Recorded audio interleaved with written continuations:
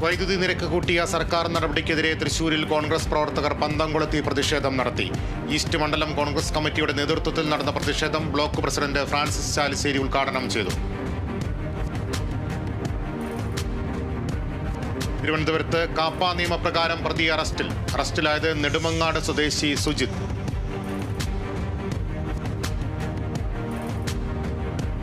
തൃശൂർ കയ്പമംഗലം ദേശവിളക്ക് ആഘോഷ കമ്മിറ്റിയുടെ നേതൃത്വത്തിൽ ദേശവിളക്ക് ഉത്സവം നടത്തി. ചടങ്ങുകൾക്ക് ശിവദാസ് ശാന്തി മുഖ്യ കാർമ്മികത്വം വഹിച്ചു. തൃശൂർ മതിലകം പഞ്ചായത്ത് കേരളോത്സവം സമാപിച്ചു. ഗ്രാമനന്മ മതിലകം ഓവറോൾ ജേതാക്കളായി. ഇ.ടി. ടൈസൺ എം.എൽ.എ സമാപന സമ്മേളനം ഉദ്ഘാടനം ചെയ്തു.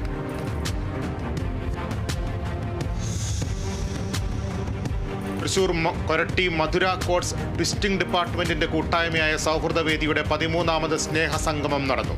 മുതിർന്ന അംഗം രാജപ്പൻ തമ്പാൻ സ്നേഹസംഗമം ഉദ്ഘാടനം ചെയ്തു. പൊന്നാനി വലിയ ജുമാ മസ്ജിദും ശബരിമല ഇടത്താവളവും സന്ദർശിച്ച് കോൺഗ്രസ് നേതാവ് സന്ദീപ് വാര്യർ.